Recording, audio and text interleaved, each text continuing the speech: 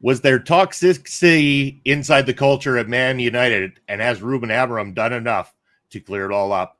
Answers to those questions and so much more in the world of sports coming up on this week's Point of View.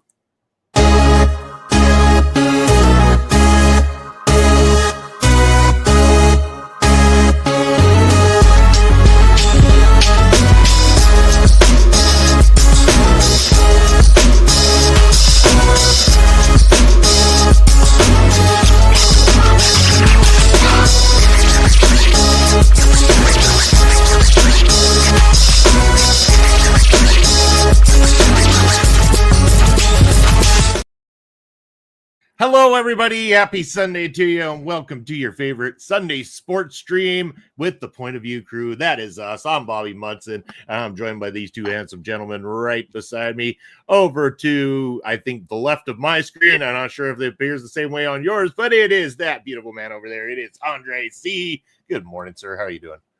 I'm doing pretty good. Had a good couple days, except for last night I slept like absolute dog shit. So, Oof. I'm a little tired this morning. Yeah, a little tired of getting a nap after this.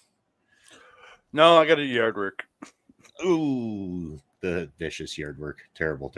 All right. Well, anyway, we're going to head on over to the other side of the pond to find out what's up with that man over there, smiling away over there. Mr. Mark, how are you doing? I'm okay for the Football League season started yesterday.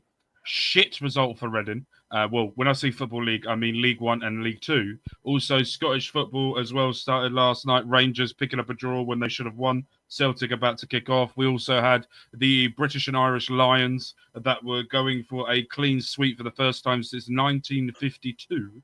The clean sweep of a Lions rugby tour over in Australia, and they lost. It was fucking horrendous. Weather, there was thunder, the game had to be stopped. There was absolute Baltic rain that was going on as well. And currently, it's a little bit boring for some, but if you enjoy baseball, it's better than baseball. Cricket.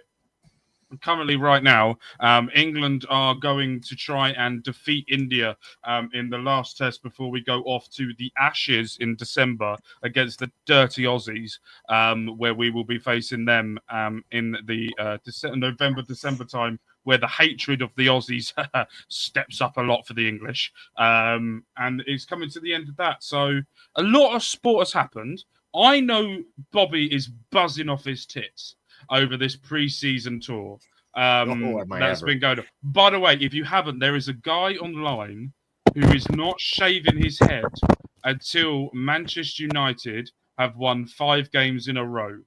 Now, see, that's at least decent. I'm going to say that's at least a decent challenge. Have you seen his hair? Well, I was going to say, yeah, but I was going to say, at least there's hope maybe that he might actually get to have that haircut this season with the way things are going. I think he's on 265 days. I think he's on right now of not shaving or cutting his hair. His hair, right, is so puffy and big that when he dunked his head in the swimming pool and come back out, his hair went back to normal. It was like the water just fell off it. It was incredible. But go on then, Bobby. Go on. Talk about your culture. Talk about your shit ass. I can already tell I'm going to hate Bobby this season. Oh, by the way, next week we have to do our Premier League predictions.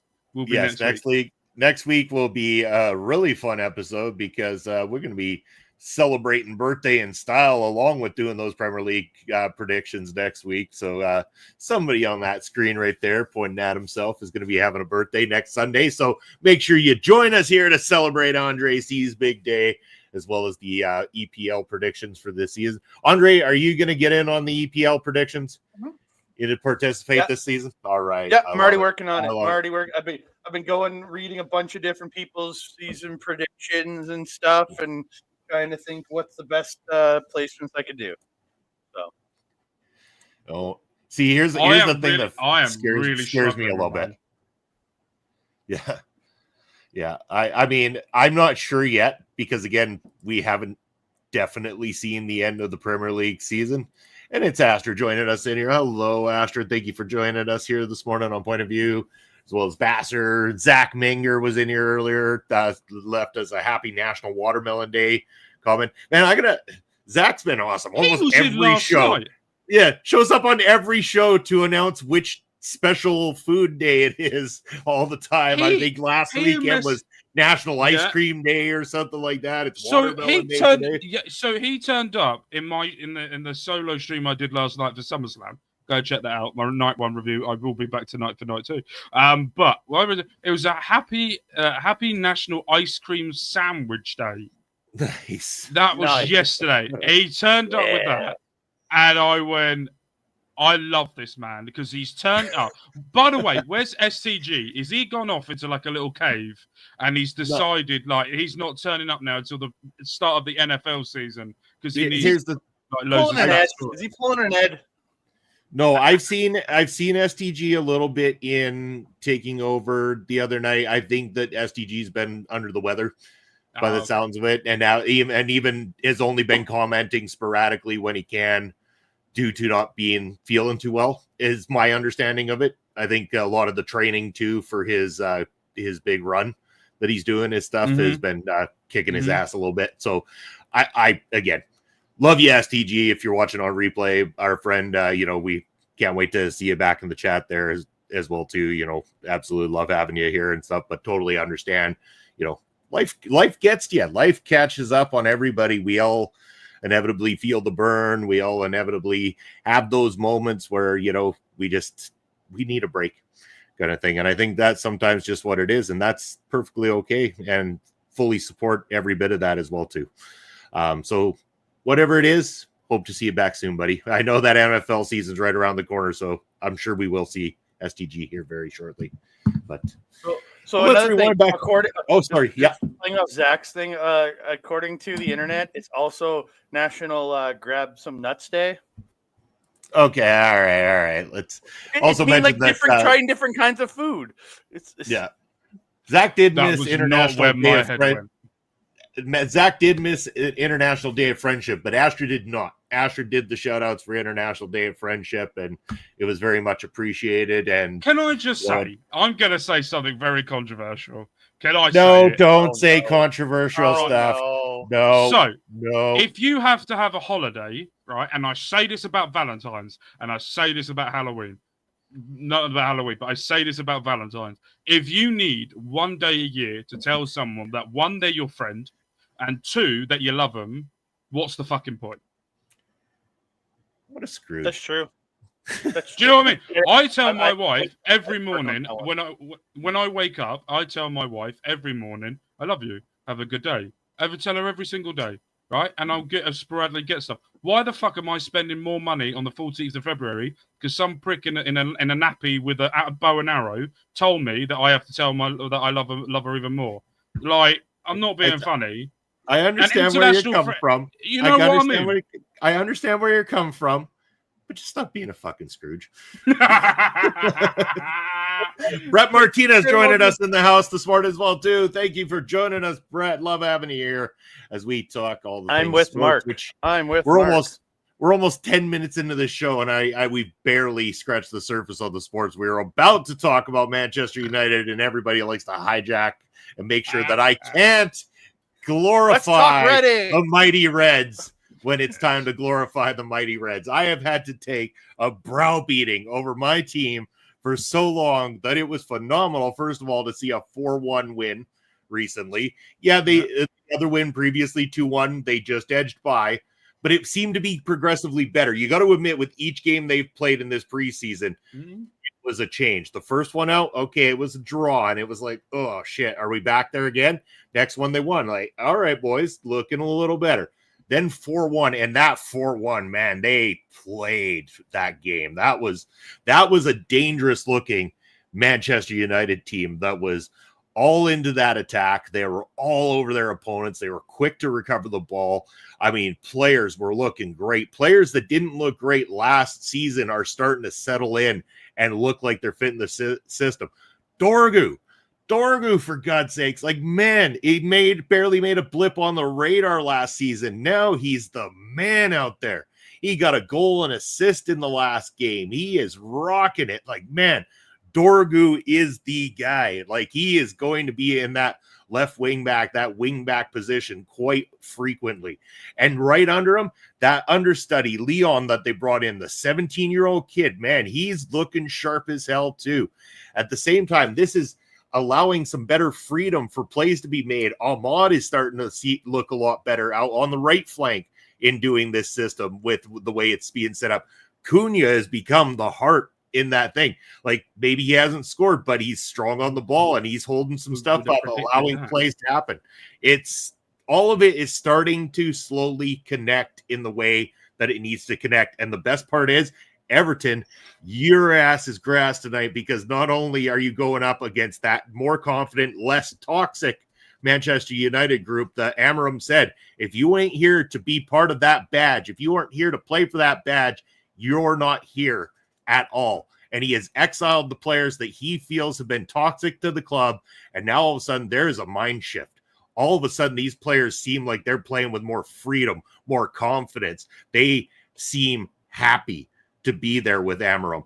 And that is the thing. That is the thing we are hearing from players, that this has been a positive change, that the toxicity is gone out of Manchester United. And while those are some big names that got exiled, it makes you really start to wonder with what we're seeing out on the pitch right now.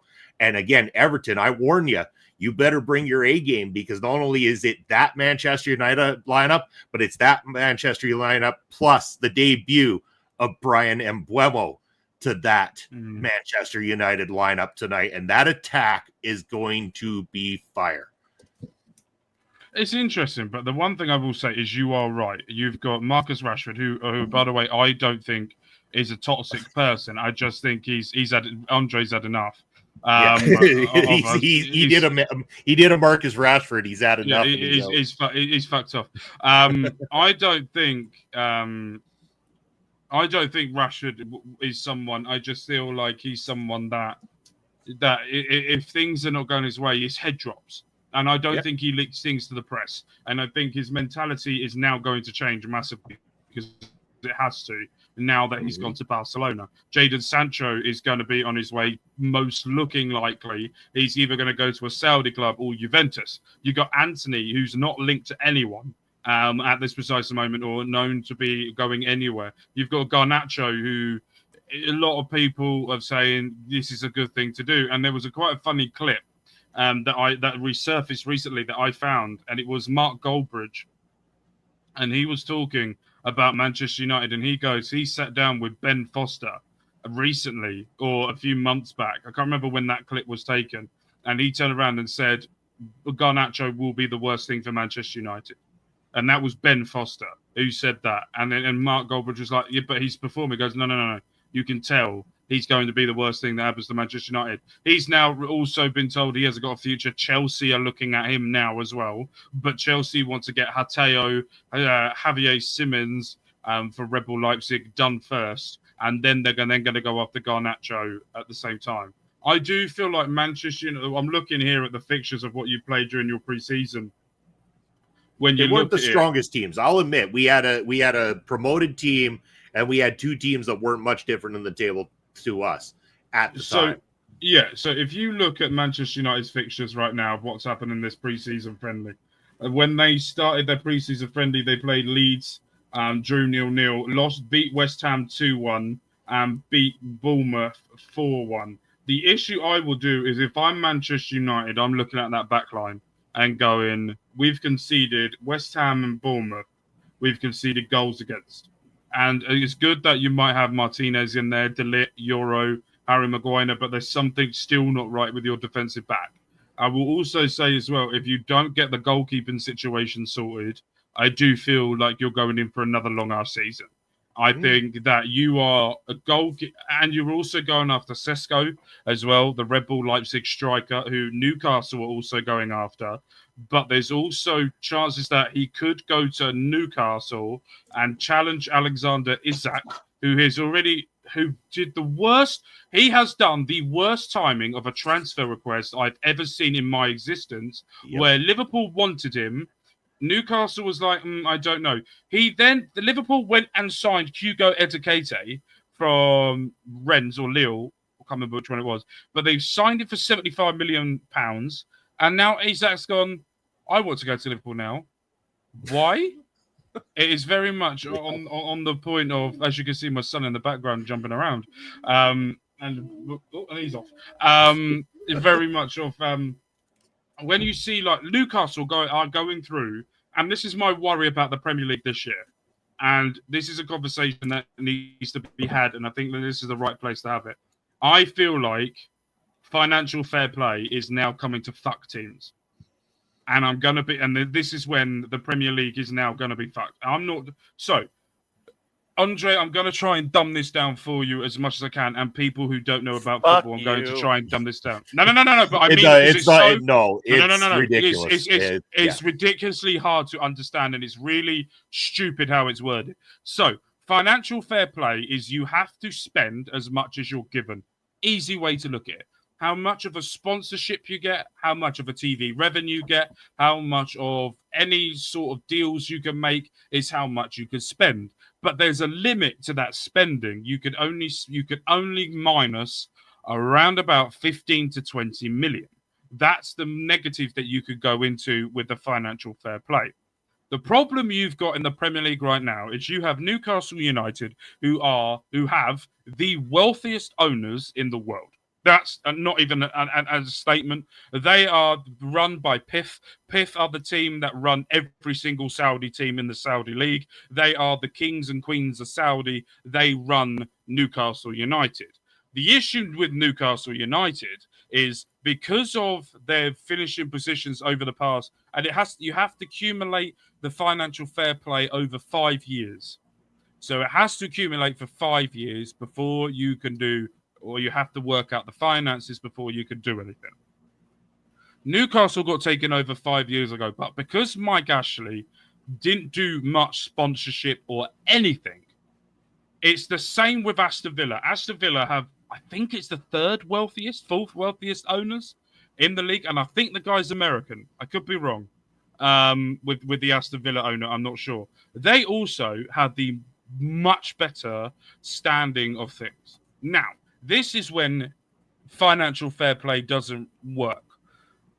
They should go by the wealth of the owner, not what the club's bringing in. Chelsea should not be spending £500 million a transfer window and only get a small fine and can carry on. Manchester City have done this. They had 115 charges against them from the Premier League, but it was scrapped. And they couldn't. There was no evidence of it, and it was scrapped because they did the books right.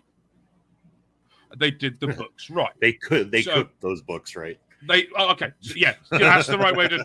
They manufactured those books to make it correct, and that's the way they did it. Sponsorships look ridiculous, but that's because they needed money. Manchester United getting more money or little bit less money. They're now being fucked by financial fair play, even though their owners are quite wealthy.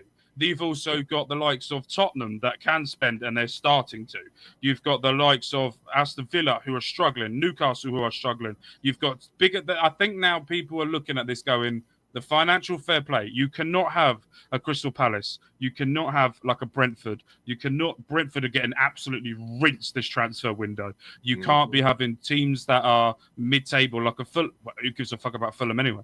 But other teams around there as well that can challenge. I have to have a dig at Tony Khan at some point. Of course. Haven't done it for a few weeks. And I feel like the Premier League is now throwing itself into a hole where Arsenal, because of their sponsorships, are allowed to go and pick off players like they're doing. Chelsea doing the same thing. Liverpool are now doing it. By the way, and I'm going to say this now, Liverpool are weaker this season than they were last season, and I actually worry for them as well. Go on, sorry. And this is my point I wanted to make. And again, I've gone in and busted a few chops here over some of these transfers. And it's not that these players are not, there we go. It's a boss move, Andre, you got it. Anyway, it's not that these players aren't absolutely dynamite players to some degree, but the problem is they're going to fit this culture or this whole squad together as one. Is it going to be a unit? It was seen when back in this would have been the late 90s. Yeah, late 90s or so when Beckham first got bought to Real Madrid. And there was this whole idea of the Galacticos, the superstars that they were going to bring in.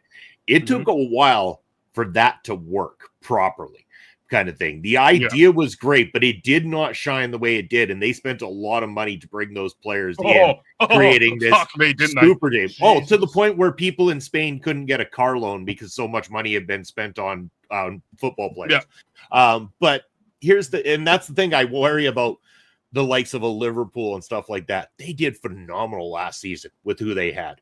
They did great with that unit of players, but now you're going to push some of them aside, have some of them leave, and you're going to bring in so who you brought in, Wirtz, however you say his name, Florian, great player, amazing player. You chose to call him Florian because you can't say his last name. Yeah, probably. But anyway, it does. Yeah. Either way you spell it, it's like he is a great, phenomenal player. Yeah. But will he fit the mold of what they're trying to do at Liverpool? Is he going to be 100 and whatever million pounds 150 worthy of the contract that he's given and everything? I think some players, like they brought in Frimpong. That one I'm actually kind of jealous of. That one, when it comes to Liverpool, I'm very jealous of because that's a player we needed at Manchester, and they got him. I'm going to say this, yes and no. He would have suited Manchester United more than Liverpool. At Bayer Leverkusen, he was basically a right midfielder, right wing back. He was not a right back. So now Liverpool are going to be playing a 4 at the back when he's used to playing 5 at the back. So there is a lot of changes that Frimpong will have to deal with. Exactly. Yeah, and again, like I'm jealous because he would have fit that system, and I think that he would have done great at Manchester United in Ruben Amorim's system. And for the price they got him at, that's the other thing I'm jealous about, because that I think was a steal of a deal. What they're paying now and what they want to pay for Isak, the fact that Newcastle turned down 120 million pounds, saying they want 150 million for Isak, which is a fair price, to be fair. Isak's great. I said it a long time ago. I said somebody, when he was a kid and not in the Premier League, I was like, someone should take a look at this kid. I think that he's going to turn into something special. And the thing was that Newcastle got him at a bargain, if you ask me. For what they actually paid for Alexander Isak, they got a bargain on him for his return on investment for that club, kind of thing. And the fact that they feel they have the right to turn down 120 million pounds for him shows that, he has become a strong element at that club. But now I wonder, is he becoming a toxic element? Because like you're saying, he goes and suddenly comes forward and says, I only want Liverpool. That's the only place I'm willing to go to now. And I want that transfer, kind of thing. Like, is this the right, like, again, Liverpool have now spent on at a TK or whatever his name is. They've spent that money on him. Now, what are you going to do? Fight for position in that system between two world-class players? I put him on the left. I think he plays on the left sometimes for Newcastle. I think you could either put Edikite on the left as well and use his right foot to cut inside. I think that's another way of doing it. And I do feel like Arne Slot's system, you're looking at 3 strikers, because that's why I think Luis Diaz has left, because he's a winger. He's not a striker. But with Arne Slot, they're so narrowed in the wingers that they're basically 3 strikers, but they're just cutting in. And then you've got the main centre forward. I do feel like as well, if you look at, because he signed for £63 million, which was a club record fee for Newcastle at the time in 2022. Newcastle spent in August for Alexander Isak when he signed from Real Sociedad. And I do feel like Isak, you can tell Newcastle fans are some of the most passionate fans that you will find in the world. They are born, bred, lived Newcastle. If you're born in Newcastle, you support Newcastle. If you're born in Newcastle, you hate Sunderland. Like, as soon as you come out of the womb, you go fuck Sunderland and fuck Middlesbrough. It's basically your first words, as if you're born in Newcastle. And I know someone who's a toon, and I've drunk with him plenty of times and got out drunk plenty of times by this person. And he said that if Isak stays, he has such hard work to redeem himself in front of that Newcastle fans that he believes that it's going to be near on impossible. And I could understand that, because if I had a player, and we had a player at Reading, and that transfer never went through, Danny Loader. And the owner, he requested a transfer. He was going to go to Wolves. It was going to be a club record fee that we were going to sell him for. But the owner then stopped that transfer from happening. The previous owner we had, Di Young, because he called it his clover leaf, the 4-leaf clover. And they were 4 players that he would never sell during his time at Reading, and he was one of them.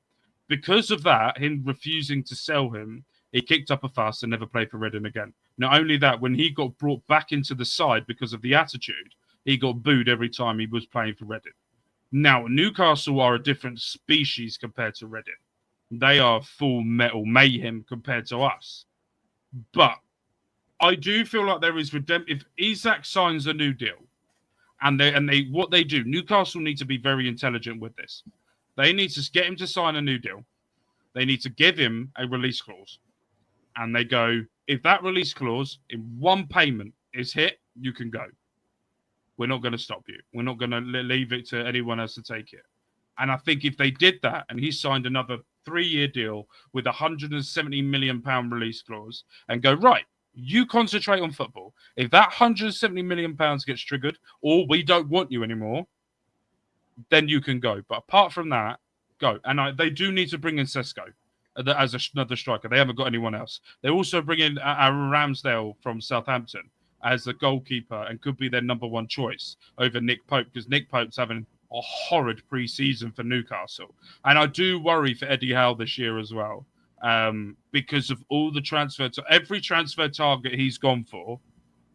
Arsenal have got him, Chelsea have got him, Manchester United went for one of them, and I think Liverpool are trying to take one of them. If I'm a Newcastle fan, I'm going, this has got to be one of the worst transfers. And that also counts as Aston Villa as well. They're doing nothing.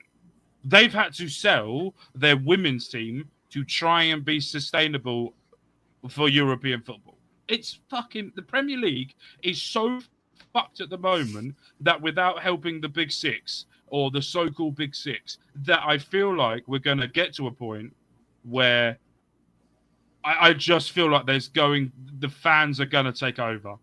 And there's going to be a point where protests happen and Premier League need to change it, and they need to find a way of stop sucking off the bigger boys and start making this trickle of everyone. You want a fair league. You want the most competitive league in the world. At the moment, that's the Championship to a certain point. Or League One is the most competitive league after the results this weekend, after the results I didn't even predict. So something needs to change. That's very fair. And I'm not saying it doesn't need to change, although I seen the benefits to the appeal of playing for Manchester United, because it is the reason that Mbeumo came here. It's why the reason Cunha's come here.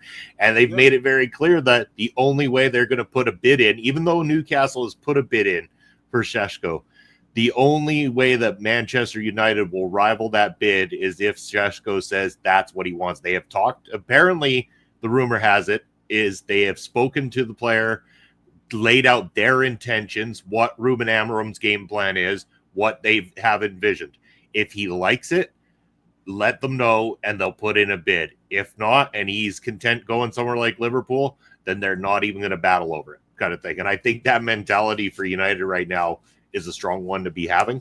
They're linked with a lot of players. And then again, you do, like, as much as I hate to admit it, Rasmus wants to play for the badge, and he's out there trying. Like, he really is. Is he the answer? Maybe not, but maybe he didn't have the right support. Maybe he will come into his own playing with this group of players. Maybe the pressure will come off a little bit if he pops in a couple. He scored that beautiful header to open up the game the other day, and that was from cross from Dorgu coming in, which is something we didn't really see them test a whole lot last season, with taking a cross like that to the front man, and Rasmus took that beautifully. So again, I'm not saying Rasmus is the answer, but I'm not saying that we cannot utilize him still if a striker doesn't come about. We do have him. We do have Xerxes that we can play up in that role for now. We even have Cheeto to test up there. I know he's young. We could use some experience. Sesko isn't exactly experienced. He's a goal getter. I mean, for where he's playing right now, but he does not have Premier League experience, and he doesn't have age experience either. He's only 22. So it's not a surefire thing. It's an exciting prospect. Don't get me wrong. Being able to say we're bringing in a potential world-class striker that, you know, if he continues that kind of success in the Premier League, will become one of the most deadliest attacking players in the division. But we'll see. Again, I'm not going to be as optimistic as some United fans and like the idiots who are like, oh, look, we're playing so well, we're going to win the Premier League. No, dumb fucks. We're going to do enough to get into the top 10 this time. That's what we're going to do. Curb your expectations. And yes, I saw the Mark Goldberg bridge clip. He's just, he was mugged right off with that guy saying we're going to win the Premier League, and he just lost it. It's funny. He just went, that's not an illness, that's a mental illness. You are seriously ill with that one. I started whatever. Andre, I'm going to bring you into a conversation here now. Yeah, please do, because I feel Andre hasn't been on this episode yet. I want to talk about NFL. I want to talk about NFL. I want to get your opinion. Micah Parsons has now requested a trade away from the Dallas Cowboys, saying that Jerry Jones and the back office have not taken his. He released quite a long statement that I actually read the other day from it. I want to get your take on that and what you think of me laughing my fucking arse off at Dallas Cowboy fans. But not only that, it's fucking hilarious. Anyway, your thoughts on Micah Parsons' trade? Yeah, I understand. It's funny. Again, that team has just made so many odd decisions in everything that they do. Like, Jerry Jones just needs to step away from that team. I'm pretty sure the dude's mental capacities are not in the same level they were. Do I think he can live an everyday life? Yes, but like, you do not know what you need for this football team anymore. Like, you keep putting the wrong pieces in the wrong places. Yes, you have you have some great pieces on that team, but everything they seem to the pieces they seem to take and put in there are just terrible. And but Micah Parsons, and instead he was a lifelong Cowboys fan, even living in Pennsylvania, I want to say. He grew up a Cowboys fan. Him and his dad watching it, and like, it's heartbreaking for him that the culture is that toxic for him that he wants out, and he's just being pushed down so much. And I don't blame him. If you're going to be pushed down that much, you want out. And it's just Terry McLaurin out of Red Wing or the Redskins. The Commanders. Why did I almost say the old name? He wants out of. He's requesting a trade out of his old team, but like, it's a common place. And again, I know Parsons wanted to be there, but when you got a guy who wants to be there that bad and now is saying, "I want to," that's a bad culture in your team. That is showing somebody who's passionate about your team wanting to leave. Shows what that franchise inner workings really might be, especially after all the mess ups these last bunch of years. Having guys wanting out is a bad look on your team, and for Cowboys fans yelling about it, go fuck yourselves.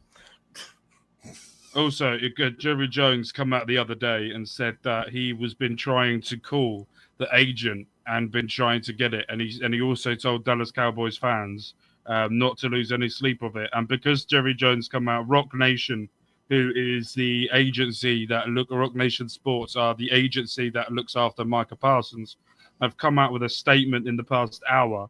As said, in 2015 at the 21 Club on a napkin, Jerry Jones, Juan Perez, Jay-Z, and Stephen Jones negotiated a 5-year, $70 million deal, which included a $45 million guarantee and a $20 million bonus for Dez Bryant. At that time, it was the second largest contract for a wide receiver in NFL history. The claim that Mr. Carter or Rock Nation representatives do not return a call from Jerry Jones is not only a false statement, but also a comical one. That is the response there from Micah Parsons' agent from that. I do feel like Dallas are, and I mean this in the lightest sense of the word, are fucked. The biggest problem is they're fucked, but they have all the right amount of pieces that will never let them lose, like completely bomb a season, because they have too many parts that are good enough to be a playoff team, but maybe get a first round and eliminate them wild card. But they're not bad enough that they're going to be at the bottom of the league and then be getting these first and second overall picks.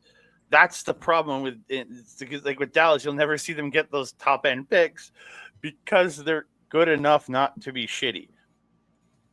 But the problem with being good enough not to be shitty is you don't fix things because you never truly see the problems when you're always in the middle. And Jerry Jones is never going to see that problem. And every Dallas Cowboys fan is never going to see that problem because for everybody in Dallas, this is our year, is what they say every single season. And it's not your year.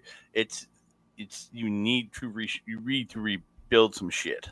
Simple as that. I think the problem with Dallas Cowboys is if you look at their group that they're in and where they are, they're in a troublesome area. Because if you look, I'm over here in the area that they're in the NFC. They've also got the Eagles, Washington, and the Giants. Giants, you're fine with. You're going to beat them. That's fine. Everyone's going to beat the Giants at some point this year.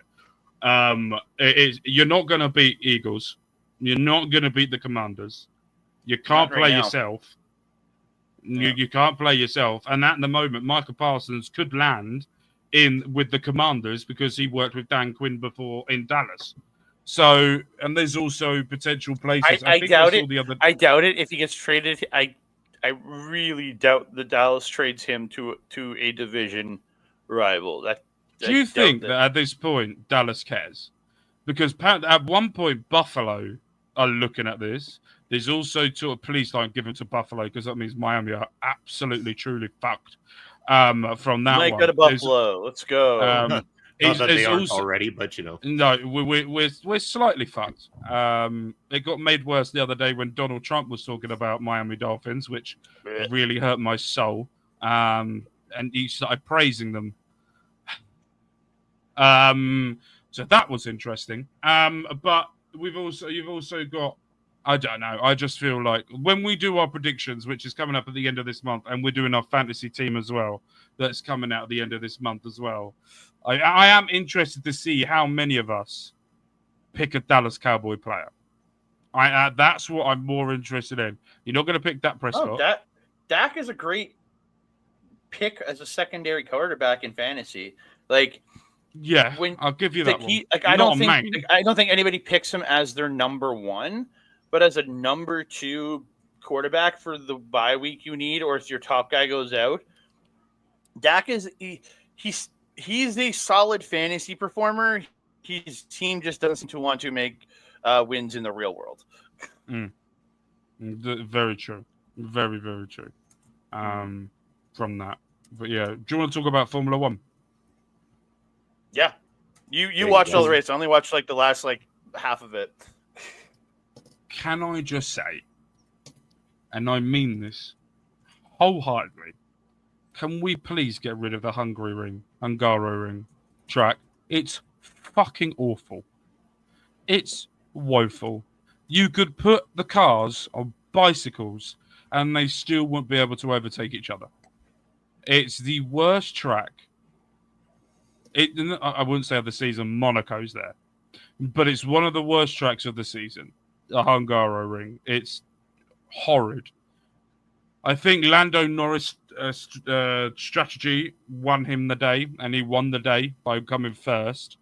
I also think that Charles Leclerc proved again why he will never be world champion in today's race, because his testament was tested and he just gave up. I think if you're going to give the best driver in the world an absolute fucking horrific car, then at least let him create the car for next year. Because what Ferrari are doing is not only damaging for society, but it's damaging Italians' health. And you don't want to damage Italians' health because they lose their absolute fucking shit if that happens. I think the raw pace now of Red Bull is starting to be proven. I feel like that we're now going to be seeing the proper Red Bull pace because I feel like the new owner who's come in is now giving equal to Max and Yuki. They're not all just throwing it at Max Verstappen. They're balancing it out between them, which now means that Max is going to be a lot further down, finishing 7th. I think he finished today. You've got Kimi Antonelli, who needs a lot of help. Moving forward as well. He has got the raw potential to be one of the best in the world, but we also got to remember he is only 18.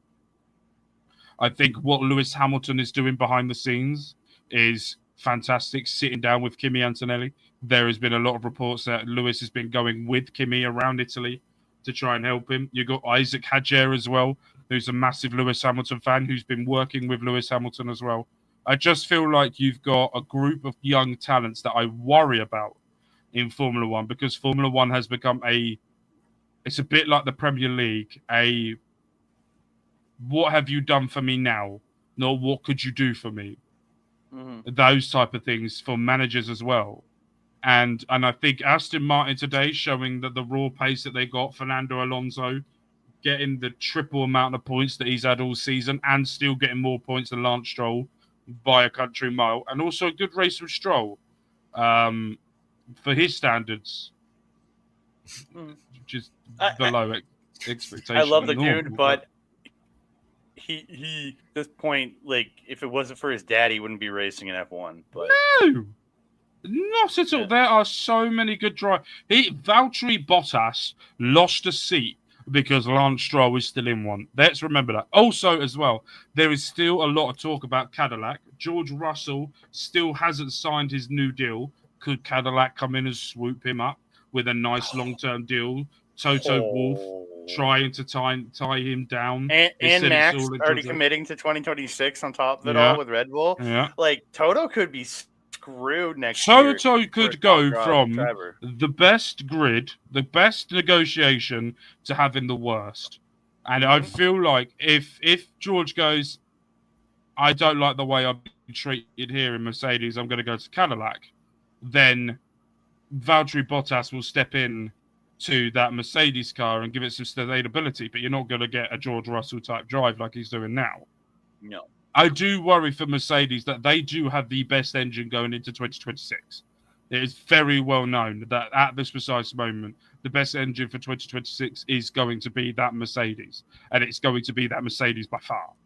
Now, it's all about can Ferrari manufacture a better engine? They haven't fucking manufactured a good one up until now. So it'd be interesting to see. And like McLaren benefits from Mercedes developments because their engine is technically McLaren not Mercedes. For long, no. But I think they got going to Honda? No, it's in 2026. They've got one. They got one. No, they've got at least one more year on the Mercedes engine. Carry on. I'm going to check. Honda goes with. I'm looking it up right now. Damn, who goes? Is Honda going with Aston Martin? Got it. Aston Martin. That's it. Yeah, Aston Martin. Yes, yeah, that's the Honda one. Yeah.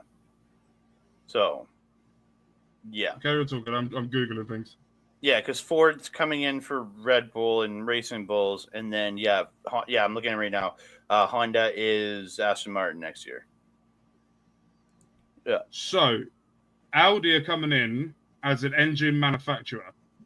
So they're coming in they're bringing their own engine. You've got Red Bull that are doing their own. You've got McLaren engine F1. They've got they're classified. Their engine class McLaren Mercedes. They will be using Mercedes next year, and they have a contracted.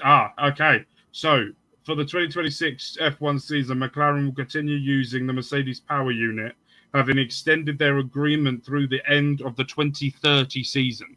So they have another 5 years with Mercedes that will be going. And I think Honda, which I do not understand, Honda will be returning and will be a full works partner with Aston Martin in 2026, which, by the way, I don't understand because Aston Martin,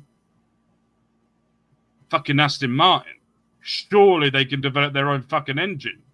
Yes, but again, you got to they have the best cars ever existed. But look at what Honda did for those few years with Red Bull. They were producing one of the best units out there for those, like the lot of Max's dominance he was driving with a Honda engine, right? Mm-hmm. So I can understand where Aston Martin, yes, they've had a couple good years. Performance this year has not been great. Going to Honda for that help with that development, honestly, is a good strategy for them because it gives them the constructor that helps win multiple world championships and constructors championships, right? So I understand why they're teaming up with Honda. And again, it's going to be an Aston Martin Honda build, so it's not going to like Aston Martin's going to have their team is going to help develop this Honda engine. I feel. I could be wrong. I feel. Right. So I've just found something here. Hold on. So in 2026, the power units, Mercedes power units, are going to be distributed to their own team, Mercedes, McLaren, Williams, and Alpine. Ferrari's engines will be distributed to Ferrari, and Haas, and Cadillac. Oh no, Ferrari's Haas. Yeah, sorry. Ferrari, Haas, and Cadillac will be having the Ferrari engine. Red Bull Power Fusion powertrains will be Red Bull and Racing Bulls. Audi will be their own, and Aston Martin will be leaving the Mercedes engine and going over to Honda. Those are the 2026 power engines for that.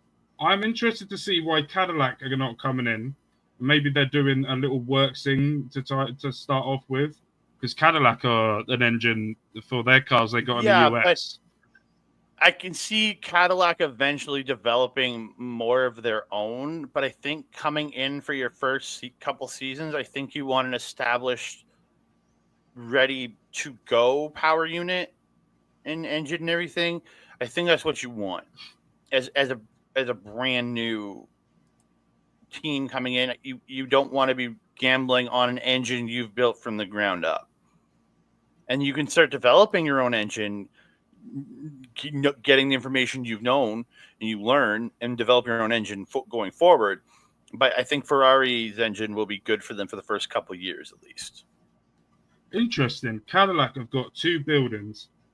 Cadillac F1 confirmed they plan to utilize under construction a race shop for being used by Andretti Global IndyCar and Indy NX teams in their new headquarters, which will be in Indiana, USA. They also got a F1 shop that they will be using to develop parts there, and they will be having wind tunnels in Germany and turn the cars around for European races in the factory that they are now built in Silverstone. If you don't know Silverstone, it's one of the greatest racing tracks in the world. But that's smart because, like, Cadillac has their. Did you say they have a German outlet right now? And yeah, it's kind of smart because when you're racing over in Europe and Abu Dhabi and all this shit and you need shit, it's going to cost a lot more to ship from the United States and it's going to cost to ship from the middle of Europe. So it's interesting because you've got 80% of the teams right now are all in England. You've got Milkins, you've got Red Bull, you've got Mercedes, you've got Alpine, who are just in Europe, just in England. They're in England and they're in France. They're mainly in France, but they've got a little bit over here as well. Aston Martin are here, but then you've got the Italians with Ferrari over there, and they've got Racing Bulls. You've got Austria. How that makes sense? I don't understand Racing Bulls because Racing Bulls used to be a separate thing. They used to be in the Italian part, and then they took it over. What's the old name? fuck, I can't remember. Toro It was Rosso. from season. Yeah, that's it. From season one of. I'm trying to remember the name from season one of. Yeah. Of that, So of they the took show. it over to be Toro their Rosso, yeah. second team. They took it over to be their second team. So I am interested to see. Like, we now got the summer break and the closing of the gap. I'm now going to look at the F1 leaderboard. But the gap is now closed on Lando Norris to close it down on Oscar Piastri. And I do feel like he's 9 points back of Piastri.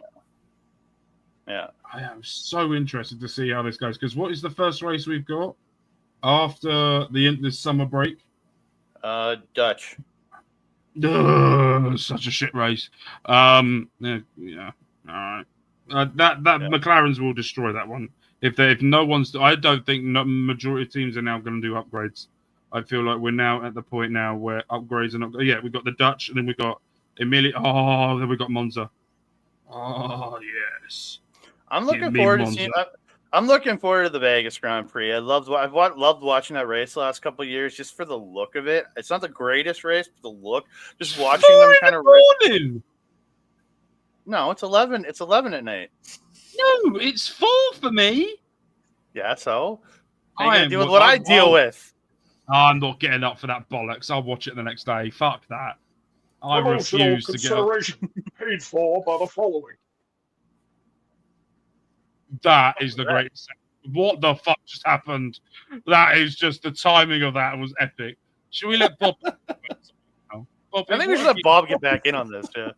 No, I was waiting for a perfect time to play that. I keep forgetting that I put that into the StreamYard a long time ago, so I didn't. I haven't used it in a while. It's actually Papa Smokes imitating Lord Alfred Hayes from back in the day. So yeah, so I just. Bobby, is there any sport you would like to talk about?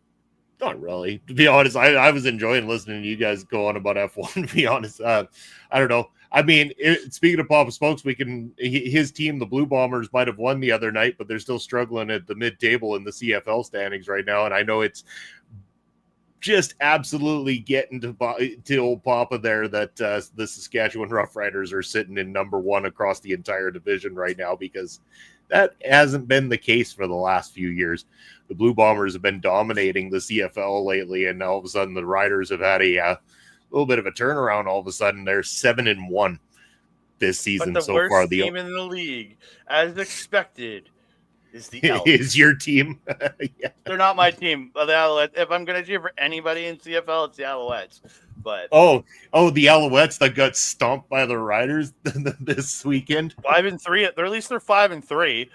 Well, that's fair, but it was almost as if they wanted their win record to match the amount of points that they scored in that game the other night, where they only got 6 points in the entire game. Hey God, the Blue Bombers lost 41-20. Did they turn up? The Blue Bombers? Yeah, they lost 41-20. Jesus, they lost 37-16 recently as well. We have a question here from Brian Carter. Go on then. Let's see what he's got. Brian, an unrelated question: does anyone else have a problem with TNA selling out and making themselves equivalent to NXT? No. Fuck no, because I'm going to see them in September. So I am perfectly fine with them selling out. Okay, so I have a question most lucky people at Victory Road. So I'm down. I have a question here for Brian. What would you rather have? TNA continue to grow, bring in young talent, and also work with WWE, or go out of business? It's the same with AAA. Is they had to make that deal, or they were going to go out of business. It's, do we make more wrestling companies stay alive, but we have different types of matches and work in their way with NXT? It's not just NXT. AJ Styles turned up recently as well. AAA, they had Dominic Mysterio turning up. They had the AAA Tag Team Championships defended on SmackDown recently against Mr. Guano and Psycho Clown. You've got more eyes going on to Triple Mania that's coming up in 2 weeks' time. You've also got more eyes going on to the TNA product. I would love WWE to team up with the Canadian promotion. I would love WWE to turn up with other promotions over here in the UK. I would love WWE to team up with a lot of different places to go. Unfortunately, I hate TNA so they can go, but it seems like a reason not to watch. Well, unfortunately, so your question that you've come in to do is basically trying to shit on a product and try and make a comment about a product that you don't like. I bet. That's our Brian. I bet. That's our Hold Brian. on. It's just Hold like on, Mark hold on. talked about AEW. Hold on. So I bet you Brian loves AEW, and I No. bet you he's one of those. No. So he's fine then. He's No. not one of those. Brian's like a pop of smokes. So he hates any professional. It has to be indie. No. He liked the professionals until they ruined the territories. Well, the territories made wrestling. It The would be as territories did popular make as wrestling. now. And then The territories did. They did, but then now it's bigger and better than what it could have been. Not necessarily. Yeah, but their consistent gates were a lot bigger back in the territory days than they are now. More globalized now than what it was. And look at like the TNA More just went globalized to- in watching one product and not having variety. Well, there's a variety now. TNA You've got in New York last AEW. week. Was it TNA was for Slammiversary? They were in New York, right? Did Yeah. like 8,000 people. Mhm. I'm sorry. TNA without WWE would not have drawn 8,000 people in New York. It's their biggest domestic Oh, I agree. gate, or the biggest I domestic agree. attended. Like, there's no way you get to that without having WWE helping to showcase you and to help you build up. And like now WWE is trying to help them get a TV deal, like to actually, so the company can actually make money again. I feel This like company does not make money on TV because they're on a network that their owners own. So there's no money there. You get the advertising revenue. That is it. But this WWE is a good thing for TNA in the long run, in my opinion. I do feel like as well that as much as I shit on AEW, and I love shitting on AEW because it's so much fun, because their fan base is full of crybaby little bitches, and Tony Khan's a cokehead twat. But apart from that, I do feel like if you look at the way that everything's being done now, it's helping more of the indies and where it's going. So let me explain. You've got WWE now branching out to go into different places. They have a partnership with not Stardom, they're the other Marigold, promotion. Marigold, Noah, they're going over there. Not only that, they've now got a partnership in Mexico with AAA. They've now got TNA deal. They're going to be starting an NXT Europe very, very soon as well, where they're going to be getting the talent and working with the indie promotions a lot better than what the Dementia era was doing then as well. But I do feel like as well that the past of the Dementia era has ruined a lot of trust for everyone, which, by the way, fully get, because he was a horrible fucktard. So it's completely understandable. But I do feel like that now, if everyone is profiting, TNA getting a sellout show, getting more eyes on it, I'm now understanding Perry Pro Wrestling. It's got nothing to do with WWE, but it's making me watch Perry Pro Wrestling, and I watch it when Bobby Munson uploads it to YouTube, and I watch it there. I will have an understanding of AEW because it's all over my fucking timeline all the time, because people don't watch shows anymore. They type about it, it's fucking watching the product, and doing that type of thing. So I feel like today's wrestling is my personal beef with AEW is none other than Tony Khan. I just can't stand him, and slightly Chris Jericho. And the Young Bucks. Apart from then, I'm absolutely fine. But as well with TNA, and I do feel like if WWE can get TNA a good TV deal, I think that's the best thing for business for everyone. And AAA is doing their Triple Mania show on YouTube in English and in Spanish on the 16th of August, which will put more eyes on the AAA product. That's my opinion. I think it's good that TNA are going to the big boys and the big boys are helping the little boys. I think that's what should be done, but that's my opinion. Okay, but so I mean, just to helping us the support there. Like I just pulled up WrestlePix for just looking at the Victory Road event that I'm going to, and the following day's TV tapings that are on those Friday and Saturday. Just looking at their numbers, they were originally seated with like I think it was like 1,400 at the way they had built. They kept certain parts tarped off. They have now opened it up to like around 2,400 depending on the event. So you're looking like at a company who just added in almost 1,000 extra seats. There and out right now, the tickets out for the pay-per-view is 1,466, and the tickets out for the TV tape the following night is 1,330. It's 1,339. I don't even as much as I would have been there whether they were working with WWE or not, because again, hardcore fan. I don't think you're seeing 1,400 people go to the Edmonton Expo Center for TNA without WWE's exposure. Like I don't in Edmonton, I don't think that's happening. Like I really don't.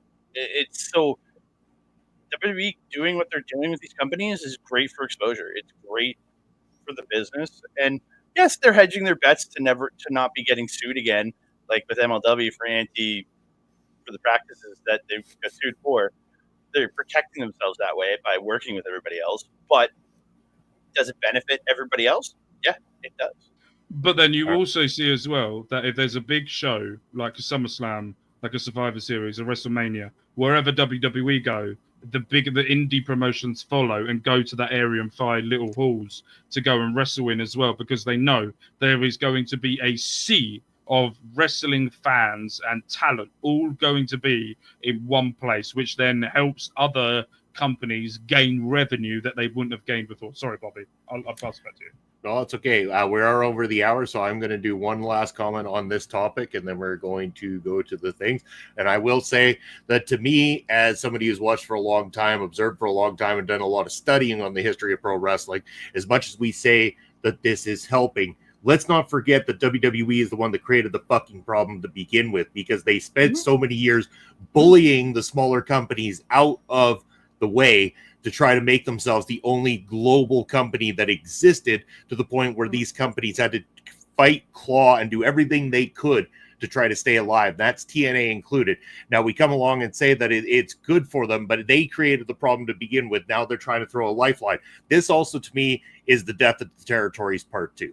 It's all it is. It's the same thing that Vince did when he started taking over the territories. He came in to help the struggling territories so he could come in and put his stamp on it and his brand on it, but not considering the fact that the people in those particular areas didn't want Vince's stink on their particular style of professional wrestling. And that included what they call Black Saturday, where Georgia Championship Wrestling was airing, and Vince McMahon reared his ugly head on those television screens to let everybody know he had taken over their territory. And then he infiltrated it with a bunch of pre-taped WWF tapes at the time, really just to get, and it got under the skin and killed off the Georgia Championship Wrestling fans. And that's where I think, again, it's one of those things. And again, I understand it. They've got money. They're a powerhouse. They're doing it, but they created the problem to begin with. And now it's a mind F when it comes down to it, because they did it. And now they're trying to act like the heroes in it all, kind of thing. Oh, by the way, we're here to save the day now, guys. I think too little. But too late, I think it's a tip. But I honestly, truly believe it's a slightly different mentality than what it was, because I think Triple H looks at this as places to help build people up.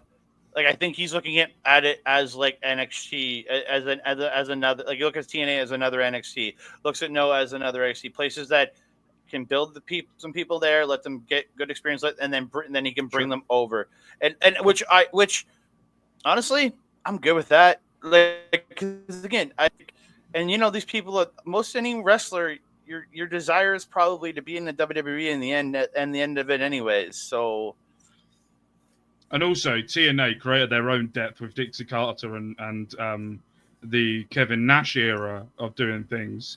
They created their own depth during that area, changing from the 6-sided ring to the 4-sided ring, and then just completely bringing in Ric Flair, Jay Lethal, and all of those types, and then pushing out the styles of AJ Styles, Samoa Joe, Christopher Daniels, and all of those. I do feel like that the TNA made their own depth. Jay Lethal was a TNA old school dude. The dude was there No, forever. Jay You Lethal can't should say never Jay- be in a professional wrestling. Jay Lethal should never be in a professional wrestling ring or talked about ever again. Whoa, So whoa. Why? ever. Yeah, hold on. Just Google it. That's all I'm going to say. Google it. Okay. So that's. I'm not going to comment on that, but that's what I'm going to say on that end of that. From that, so I very much feel like that TNA killed themselves. But I do agree with what you're saying, Bobby. It's not saying I don't agree with you. I do. I can't fucking get the pen the right way around to point at you. But in the claim you're making, I can also make an argument for the fact that those business owners screwed up because, again, the same thing that everybody screws up on is you understand and know WWE and you think that you're going to go in with a WWE style and go up against WWE who have history, money, power, and connections.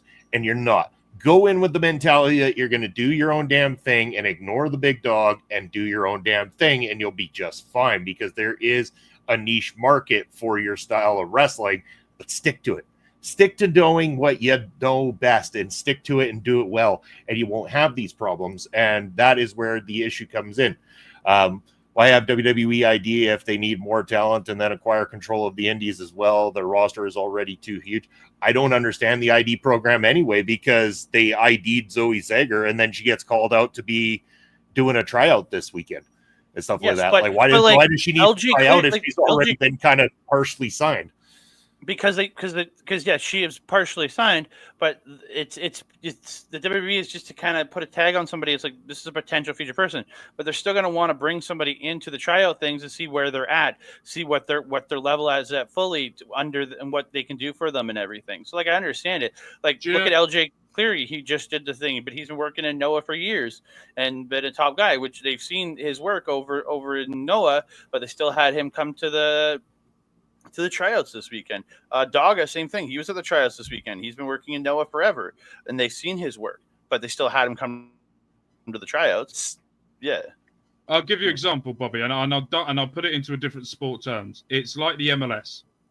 If you look at the MLS rules, what they do is they can acquire international spots or domestic spots, and they will have first dibs on any future right for that player. So if you look at the MLS right now, and if you look at the way things are going in the MLS, Inter Miami have more non-American players. Oh, he's alive! More non-American players than any other team. You get the ripped one because he showed up late. Because what they did is they acquired so many international spots that when the club was able to do it, they could then sign these players first. So WWE ID is that. They can go, look, it's like scouting someone, but publicly. It's like, I like him. I feel like you've got a future, but I don't think you're completely ready yet. And you need more work on the indies, and you need to work in certain promotions to get to where you need to get to before you can get to Evolve, before you can get to NXT. And Evolve and NXT is working because you're now seeing the product that's happening in Evolve slowly translating into the NXT product. And then it's slowly, and they're doing that right, which will then lead into the main roster. And then it will be likes of my absolute burst blood cell that I had last night of the Sami Zayn match. If you want to see anger, go and watch my review on that one. You will then see the revolving door and stuff like that. And WWE ID is very much of them going, we like you, but you're not ready yet. But we want you to know that when we feel like you're ready, you'll come in with us. That type of thing. It's like the MLS. It's like what they do with the international spots. It's mental what they do over there. Anyway, sorry. We're past an hour now, and I do apologize. That's right. Yeah, no problem. We are past the hour, and the STG is now here, so we've completely run out of time, and now we're going to go over to Andre to find out what he's got coming up this week and where you can find him. You can find me here this coming Wednesday to do a show I haven't even watched yet. We're going to be doing Eyes of Wakanda this Wednesday, which wasn't supposed to come out till the end of August, but they moved it to this past Friday. So screwed us out of our thoughts and meh. So you'll get at least me and Ed this coming Wednesday because we do go late on Wednesdays for Marvel Talk. So you get at least me and Ed. Peggy may show up, but I think when we go live, it'll be like 11 p.m. her time. So you'll get at least me and Ed this Wednesday for Marvel Talk.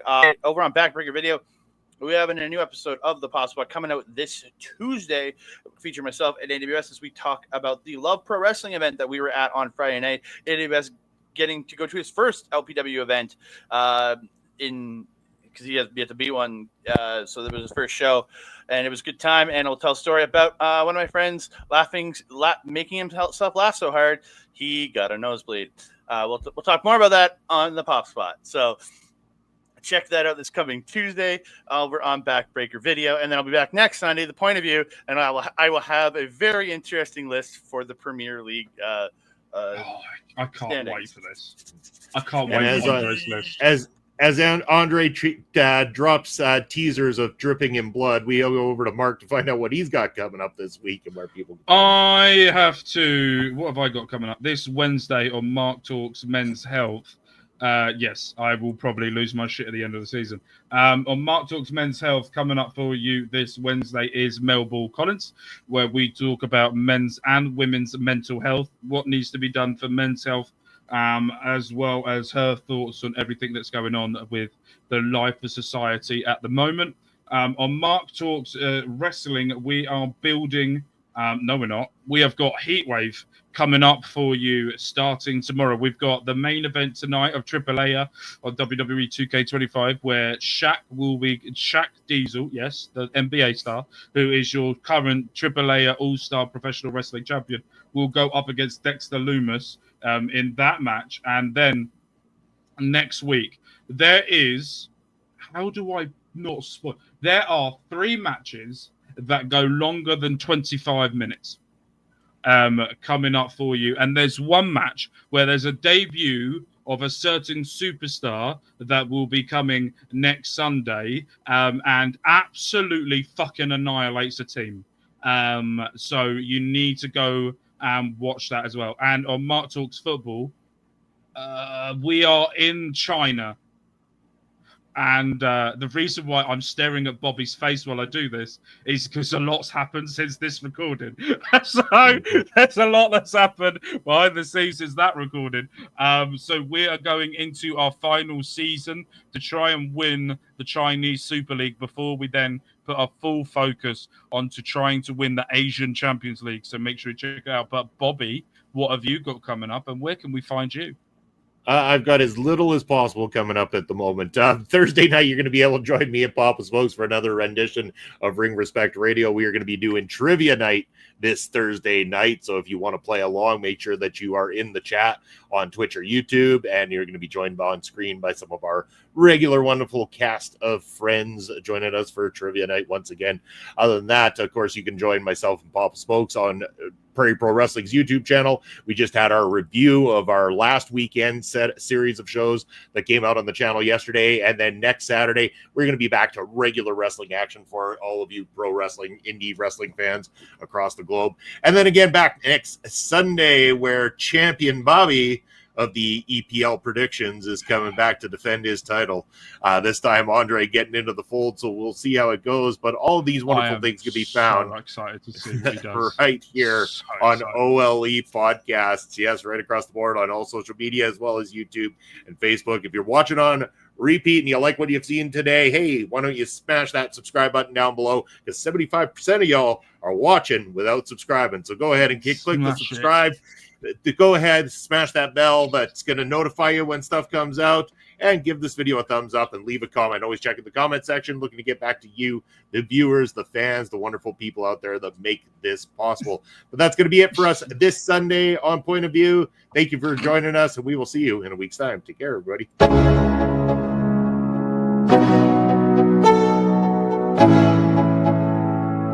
Let's go. Yo, I'm like an addict. Do I gotta have it?